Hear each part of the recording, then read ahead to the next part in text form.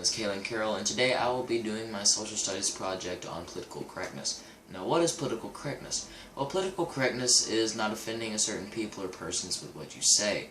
Now, what do you mean? Well, in America, like we're very multicultural, stuff like that, and I will give you some examples here in a minute, but let's get on with, how has it limited our freedom of speech?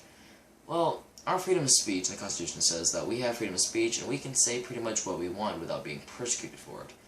But nowadays, we can't say certain words, phrases, or simple syllables pretty much without at least one time we've said it not being prosecuted or just cracked down on for it.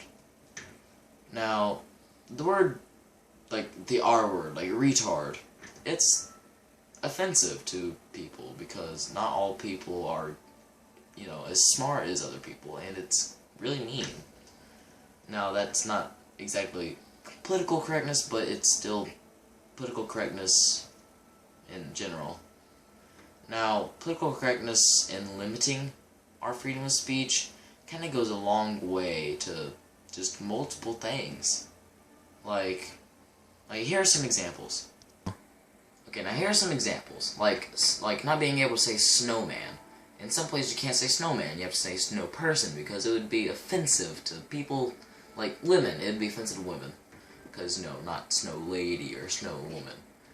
Now, in New York, I have no clue if they passed this. Whenever we're looking at this, I will tell you or not if they have passed it or not.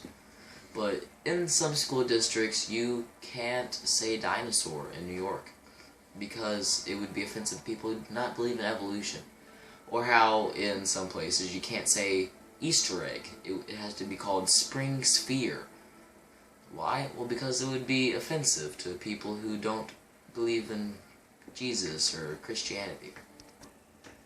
Now, as I said before, America is very multicultural, Muslims or Christians or, Protestants or just multiple religions, cultures, just everything. African Americans, Hispanic, Asians, that's why America is called the melting pot. And political correctness over here is just really bad, cracked down on, because there's so many cultures we have to worry about offending. And these things aren't really, I'm trying to think of a word, they're just not big, as in, these words, if we said them anywhere else, honky, that's, offensive to white people, I guess. I don't know, never been called one. But, it's offensive to some white people, and if we went over to Asia and called an Asian person a honky, they would not get it at all, maybe not even understand what we're saying.